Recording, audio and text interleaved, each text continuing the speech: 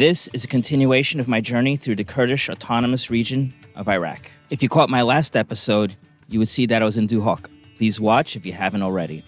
I'll leave the link below. In this episode, I'll be exploring the city of Zakho. Zakho is located close to the Syrian and Turkish borders. This was an ulterior motive on why I wanted to come here. I'll explain later in the video. As you can see, I'm here again with my guide Sardar. I'll leave his Instagram link below, and please contact him for all your travel needs for Iraqi Kurdistan. The primary tourist attraction here is the Dalal Bridge. This bridge is made of stone, and it's really old. And here's my guide giving us the history of it. This is a very old bridge. It belongs to the Abbasid time. Abbasid time is like a period of Islamic time. Right. Yeah. So it's before Ottoman Empire and such kind of stuff.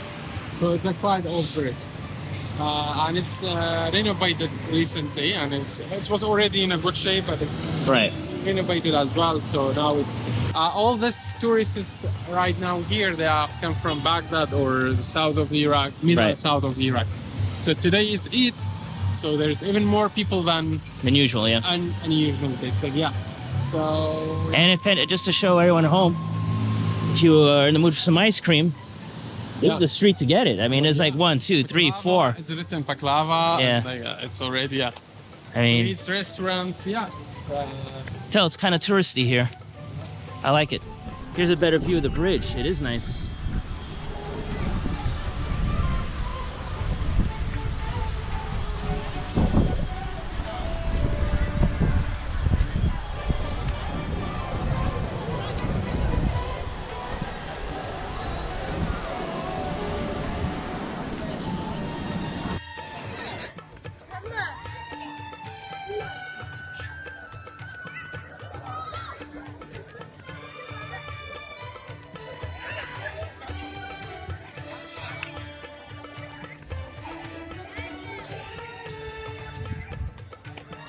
After that, I decided to check out the center of town and do some shopping.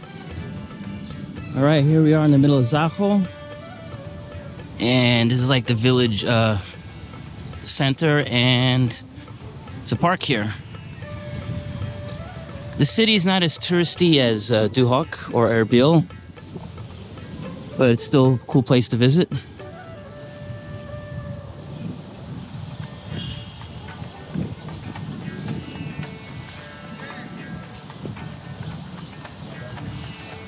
I'd hope these fountains come on later in the evening. Shame they're not on right now.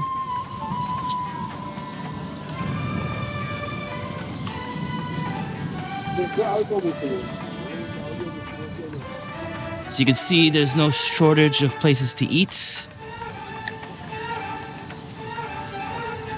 And there's quite a few hotels around here, so yeah, it's not too shabby.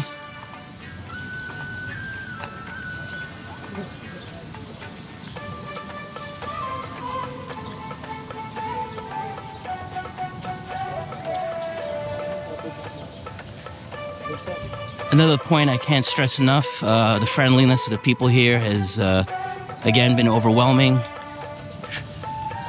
They're very amused when they find out I'm from Miami.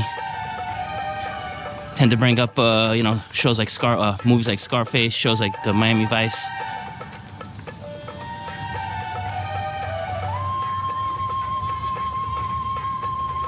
All right, looks like a more traditional market over there. I do need to do some souvenir shopping, so I'll probably be walking over there in a minute. Let's go enjoy this view for now. All right.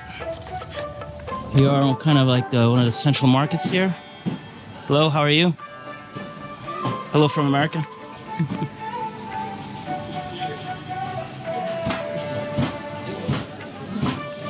I'll be totally honest with you. It's mostly the same things over and over again. A lot of sweets and spices, a lot of perfumes for sale. A lot of clothing.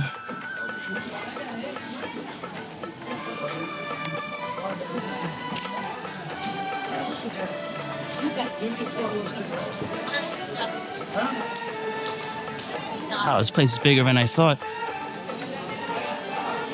Let's give everyone an idea of what's around.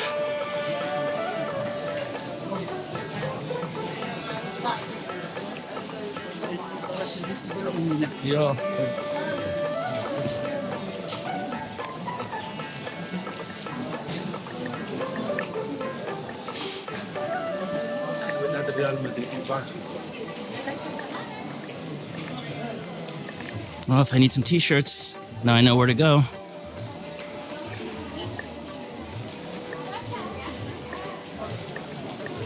I would normally be sampling some of the sweets here, but I had a huge lunch, dessert included, so I'm kind of full for now.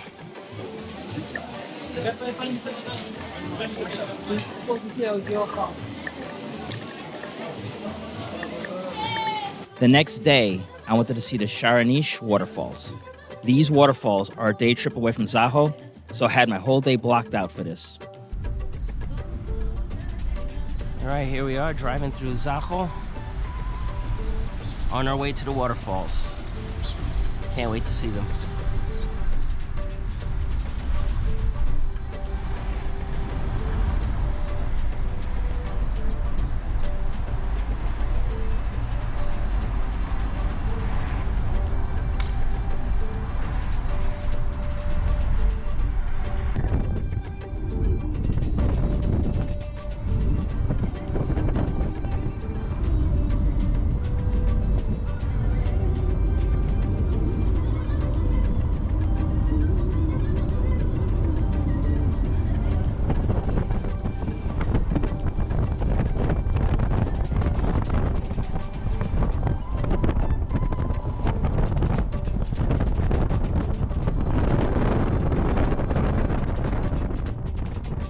We got to the entrance, but there was a checkpoint, and I couldn't film. The Peshmerga guards asked me where I was from, and when they found out I was American, they didn't let me through. Why? It's because there was fighting between the PKK and the Turkish military going on in the mountains. So, who are the PKK? They're a militant left-wing group that is fighting for an independent Kurdish nation. While I myself would like to see an independent Kurdistan one day, this group's tactics are extremely violent and have used suicide bombers and the forced recruitment of child soldiers. The fact that they were founded with a communist ideology also goes against everything that I believe in. So what happened on the day of my visit? The PKK crossed into the Turkish border and started attacking the Turkish military. The Turkish military crossed the Iraqi border and started firing upon the mountain villages not too far away from my location. Needless to say, Iraqis aren't happy to see the Turkish military on their land, no matter the reason. So, for my protection, the Peshmerga guards stated that no Westerners would be allowed to enter. I believe they feared if something would have happened to me, the mainstream media would have had a field day. Mind you, locals were allowed in, and here's my reaction on my way back from the waterfalls. Well, total bummer right now. The Shrinshar Waterfalls, which are considered the most beautiful in Iraq, is closed to Westerners. And right now, there's a fight going on between the PKK and the Turkish army. Which, okay, I get it, for safety reasons, but what kind of irked me was that Iraqi tourists were allowed to go there, but not Westerners, such as myself. Now, I know they say it's for my protection, but if it's not safe, it shouldn't be safe for everybody, but yet it's not safe enough for me. But anyway, maybe it's a blessing in disguise, I don't know, but I am a bit disappointed. So anyway, that's the part of traveling, is you got to expect the unexpected. Not everything goes your way, and life isn't fair. That's just the way it is. All right, but I am enjoying the view on the way down here, because it is spectacular. So that is how the PKK ruined my day. So hopefully one day I'll be able to return to Zakho to check out those waterfalls. Stay tuned for the next episode, when I try to cross into the Rojava region of Syria, which was the ulterior motive for venturing to Zakho. Don't forget to like and subscribe.